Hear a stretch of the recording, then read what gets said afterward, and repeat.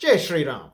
The No-Fap movement has gained prominence and popularity online in the last several years to address the modern problem of online pornography as well as the age-old problem of masturbation. So I wanted to give some feedback and a critique of this movement that I had from my own point of view. First off, I'll start by saying that I totally agree with them 100% on their ideas that pornography and masturbation are terrible habits that you should totally avoid completely, and that partaking in them causes your brain to get rewired, as they would say, and all of these other things. So I completely agree there. And to whatever extent that they are helping guys kick these habits, my hat is off to them, and they're doing great work, in my opinion. But I did want to talk about something that I would say is a critique of theirs that I have, which is that first off, it's this habit of counting days and also using the term relapse to describe performing the deed that you're trying to stop doing. Now, what I found is that in life, whenever you're trying to kick a bad habit, you may find this kind of a thing necessary in the short term as you're kind of becoming accustomed to lifestyle change that you've made. But once you have become acclimatized to that change over a number of a few months or so, uh, then continuing to count these days, each and every day, saying, okay, I have one more day in the bank, I have one more day in the bank, I feel like it becomes counterproductive. What's much more useful, in my opinion, I think, is to just view yourself as someone who doesn't do these activities anymore, as opposed to being someone that has just abstained from them for X number of days, which is what you're basically telling yourself if you're saying, I haven't done this since X date, right? And that's also connected with this language of relapsing. I think that by counting the days, you're keeping yourself in the mindset that this is something that's really appealing and tantalizing to you, and that you really need to expend your willpower and use your self-discipline in order to not indulge in this, as opposed to thinking of it as a debased, destructive habit, or two debased, destructive habits that you just want to stay away from because you're above it and you find it repulsive and you think, my God, why? I can't believe that I used to do this all the time. It's so repulsive to me. It's like alcohol. It's kind of like when alcoholics say that they've been sober since X date, or they've been sober for X number of months or years. It always seems to me that they're trying to tell you that they don't see themselves as people who don't drink anymore. They're seeing themselves as people who have, pushed those demons aside for whatever period of time that they've been on the wagon. My second criticism that I have of theirs is that there's not a larger cultural scope that they're really thinking of, at least the vast majority of them, at least the ones that I've seen online. So if you think of this movement encouraging guys to give up these habits, if you're oriented towards morality, tradition, social conservatism, and things like that, it's very clear that you'd see this as being a modern problem, right? Obviously, before the age of the internet and before the age where there was actual video recording of, events, guys weren't able to be exposed to graphic sexual imagery in their life at all, aside from actually having real sex with a woman.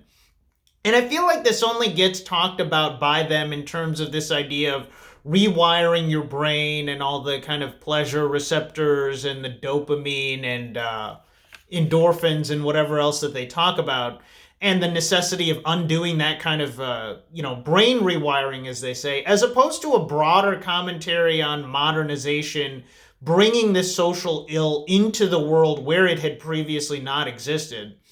And on that note, you can also think of the effects of delaying the age of marriage and also having a coeducational schooling system, both of which also result in guys being more sexually charged up without a moral avenue to express those sexual desires that they have, which I think is very unnatural. If you think of, say, in our own culture, that a boy would go to a gurukulam and be educated with a bunch of other boys, and obviously the technology didn't even exist to be exposed to sexual imagery, that the only desire for women he had was whatever he had from his own biological drives that existed since puberty, but it wasn't kind of artificially increased by being around a bunch of girls of his same age all the time, every day, like we have now in our modern educational system.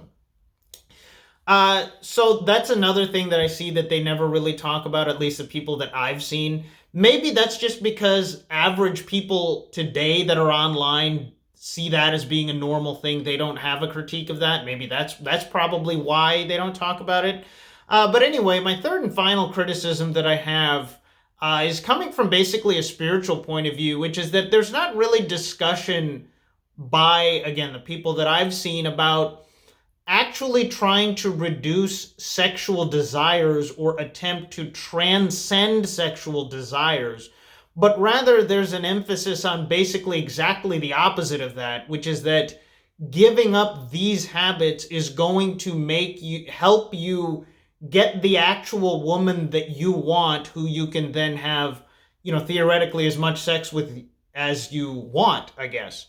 Right now, in that sense, you're basically stopping at the point of a modern person undoing the personal effects of a modern problem of online pornography. Because, if you think about it, guys a couple generations ago looked at relationships and sex and stuff the way that these guys are basically telling you should anyway, because those guys just lived before there was access to this kind of material and access to all this imagery and stuff like that, right? So it's not really an earth-shattering, practice or concept of totally freeing yourself from something. It's basically freeing yourself of a problem that hasn't existed for that long.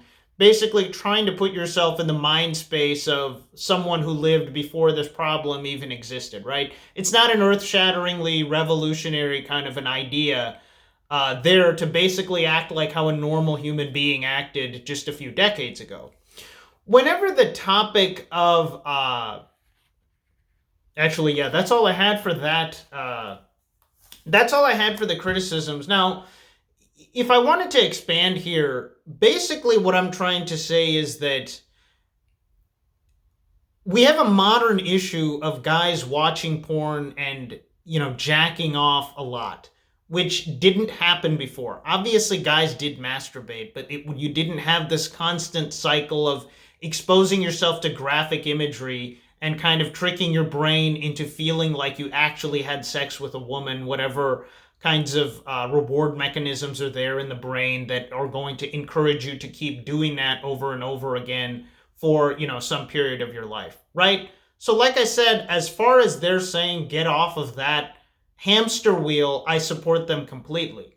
But if you think about spirituality, again, this is why this was my last of the three critiques, in, any kind of Hindu spirituality or Buddhist or Jain spirituality, the sexual desire is not only, it's a bare minimum to not commit sexual immorality, right?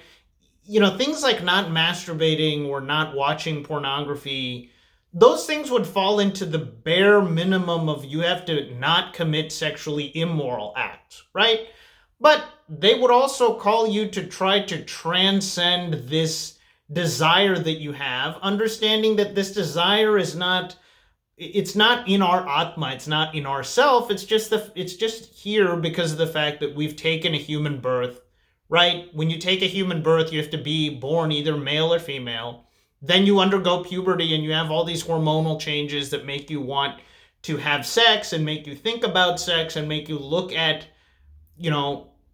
people of the opposite gender within a certain age range a certain way, which before puberty you never looked at them that way.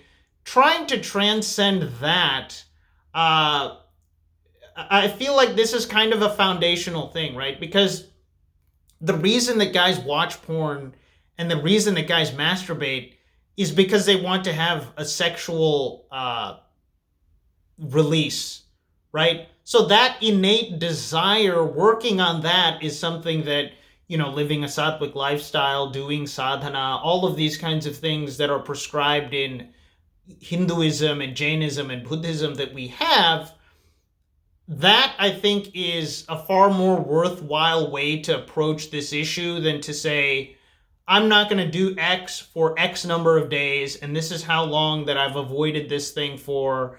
And, my end goal is to get the confidence and kind of social skills in order to actually get a real life woman in order to have that same kind of sexual release with. It's just that instead of that sexual release coming by myself with images online, I want it to come from a real woman. I think, again, that's basically, if you're trying to live a moral lifestyle, that's basically your bare minimum, right?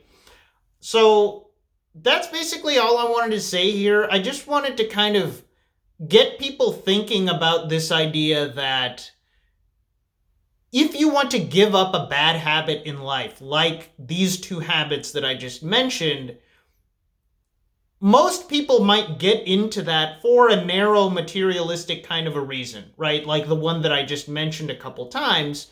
But there is a much deeper spiritual kind of underpinning to that as well. And if we actually seek that, we can then get to the root of the problem, right? Because the root of this desire is the actual sexual desire, right? This is basically an impulsive behavior that you get into a hamster wheel of doing over and over again because you have this sexual desire.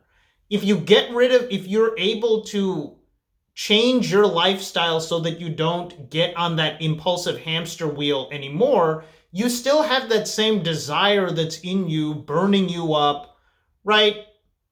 So I think actually addressing that would be the logical next step. But again, what I've seen from these people in general is that they don't really have this kind of an idea. They don't have really conservative values on anything, and they really don't have a spiritual kind of an idea either. They're trying to become more attractive to women and also be self-disciplined and have willpower, which again, like I'm saying, I think that's good. And I agree with them that these are bad habits. So that's all I've got for you guys today. Please like, comment, share, and subscribe. Jai Shri Ram.